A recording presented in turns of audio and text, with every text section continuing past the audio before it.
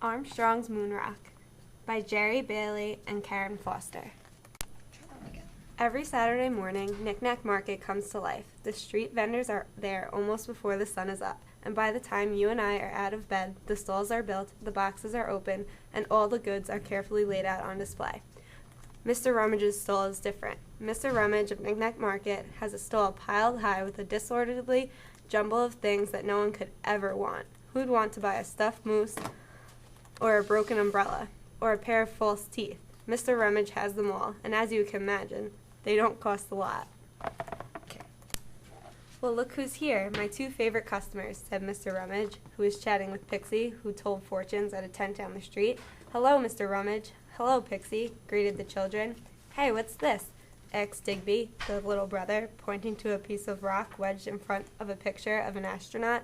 Put it down, Big Digby, said Hannah, the older sister. It's just an ordinary stone, silly. Don't waste your money on things like that. I'll get rid of it. And she picked up the rock to throw it away. Wait, shouted Pixie as she leapt to her feet to stop Hannah. That's no ordinary bit of rock. It's very precious, isn't it, Mr. Rummage? Pixie's right, said Mr. Rummage. That rock's come all the way from the moon, in the pocket of astronaut Neil Armstrong.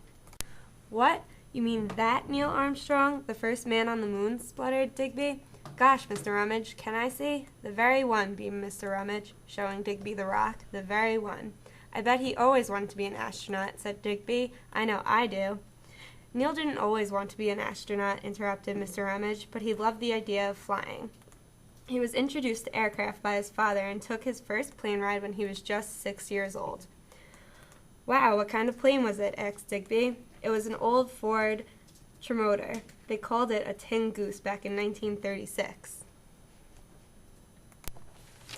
He just loved all kinds of planes. In fact, he was obsessed. What's that mean? Asked Digby. Well, it means he didn't think of much else, replied Mr. Rummage. As for a trip to the moon, well, he could have never guessed how things would turn out. Moon flights were still pure science fiction, and Neil was just a kid who still had a lot to learn. Like someone else I know, said Hannah, looking at her brother. I suppose because he was a boy, young Neil was allowed to fly the plane, said Hannah huffily. No, that would have been too risky, said Mr. Rummage, but afterward he did odd jobs around town to pay for flying lessons. He trained in an Aeronca champion plane and got his license on his 16th birthday. Wicked. He must have been an awesome pilot, said Digby. He was, good enough to join the United States Navy and get an aeronautical engineering scholarship. So he went from being a great pilot to being a boring engineer, scoffed Hannah. He didn't have a chance to get bored, said Mr. Rummage. He was sent a few months later to fight in the Korean War. I bet he was glad to get home from the war and feel safe again, said Hannah. Not really, shrugged Mr. Rummage. He didn't want safe. He wanted to do something exciting and dangerous, so he became a test pilot. Cool, cried Digby. I bet he got to fly all kinds of great planes. He did a lot more than just fly planes, Digby. He was an engineer and a scientist, a man on the cutting edge of flight. He probably thought the spaceflight guys were amateurs. So why did he become an astronaut? Asked Hannah. Well, I suppose when the Apollo space program was created and a trip to the moon became a reality, Neil became convinced, said Mr. Rummage. That was after fellow astronaut John Glenn had orbited the Earth. Of course. I know someone who I would like to send into space, said Hannah, looking at Digby. At least I'm smart enough to be an astronaut, he shot back at her. All right, you two, said Mr. Rummage quietly. Just as well you weren't competing in the space race. You'd have spent more time arguing than building spacecraft. Sorry, Mr. Rummage. Anyway, what was the space race? I know, said Digby importantly. It was the race between Russia and America to get to space. Yes, but more than that, it was to see who'd be first to put a man on the moon. And that kind of challenge must have excited Neil Armstrong. Of course humans weren't the first space travelers, said Mr. Rummage. You mean aliens were out there? Said Digby, his eyes almost popping out of his head. No, not quite, Digby. The first space travelers were animals. Dogs, cats, chimps, a frog, and heaven knows what many others. Scientists used them first so that humans didn't have to take as many risks. That's not fair, said Hannah indignantly. Who fed them? I hope that they were not allowed to starve. Oh no, said Mr. Rummage. They were provided with automatic feeders and made comfortable. And because they provided so much useful information, they were considered heroes as much as the astronauts. In 1962, Neil Armstrong joined the Gemini program. What was that? Asked Hannah. Gemini was the name for a series of spacecraft named after twin stars, replied Mr. Rummage. It was on the Gemini 8 flight that Neil proved he was good enough to be the commander of the first moon mission. What happened? Asked Digby. Well, his orders were to dock with the target vehicle that had been launched into space a few hours earlier. Despite a few computer problems, he and his partner, Dave Scott, got underway on March 16, 1966. Everything went according to plan then, speculated Hannah.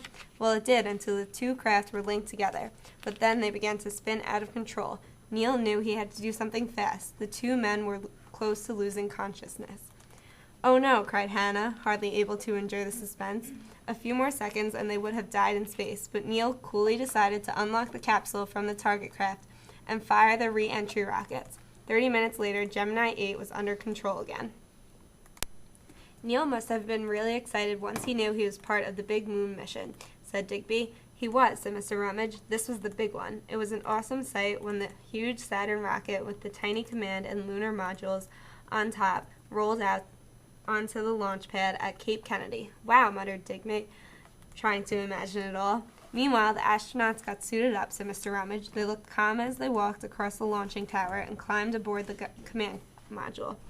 They must have had to make some last-minute computer checks, said Digby. Yes, they made sure they would communicate with mission control, and soon they were seconds away from liftoff. The children watched wide-eyed and mouths open as Mr. Rummage began the countdown. 3, 2, 1, liftoff. What happened while they were in space? Asked Digby. What did they see? Well, began Mr. Rummage, in a rocket things speed by at an alarming rate. But they would have seen wonderful views of the oceans, continents, and cloud patterns below. It must have been just like looking at a map, said Hannah.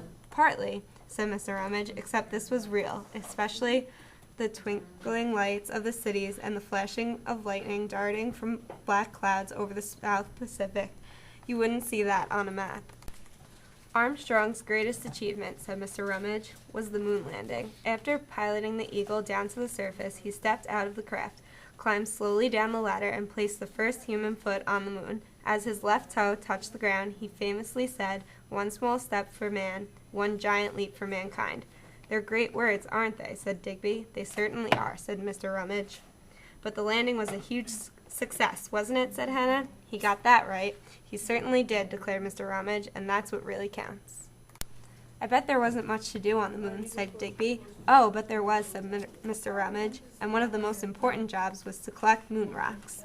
Why would anyone want those? Asked Hannah impatiently. For learning all about the moon, how long it's been there, what it's made of, and a lot of other fascinating stuff. That's what. Well, Neil and Buzz uncovered a plaque mounted on the platform of the lunar module. It was read out to a TV audience of millions who were glued to their seats. Here, men from the planet Earth first set foot on the moon, July 1969 AD. We come in peace for all mankind. I bet they were looking forward to getting home, said Hannah. I'm sure they were, said Rummage, but they probably weren't looking forward to the shock of hitting the Earth's atmosphere and splashdown. How fast are they going? Mr. Rummage asked Digby. About 25,000 miles per hour. Hannah looked scared, but shouldn't they have been slowing down, she asked. No, the module had to go fast enough to make sure it entered Earth's atmosphere, rather than bouncing off it. Of course, if they'd got it wrong, that's what might have happened. Scary thought, shuddered Digby. Everything had to work just right. After all, they risked being hurled out into space or burned to a crisp in Earth's atmosphere. It must have been a real white-knuckle ride. The crew waited as the parachutes took a long time to fill. But at last they did, and the module splashed down into the Pacific Ocean. I'm so glad I found this rock, Mr. Rummage, said Digby. I'll put it in a special case so people can see it. Thanks, Mr. Rummage, said Hannah, as they got ready to go home. He'll probably charge people to look at it. Oh, no, I won't, said Digby. I bet you will. I won't. I will. Oh, Digby, can I look at your rock? Can I hold it for a second? Asked Pixie, who ran up behind the bickering children. Yes, sure, said Digby, handing over his new prized possession. Oh, I can feel the warmth in it, said Pixie, closing her eyes. There's definitely energy in here. I can feel it in my fingertips. Said Digby. You feel it, Hannah? It's quite warm. It's been sitting in the sun, of course. It's warm, silly, snorted Hannah. Shh. It's It's probably connecting with other moon rocks, sighed Pixie. It came back from the moon in a bag. It's a piece of rock. It doesn't do or feel anything, said Hannah, giggling.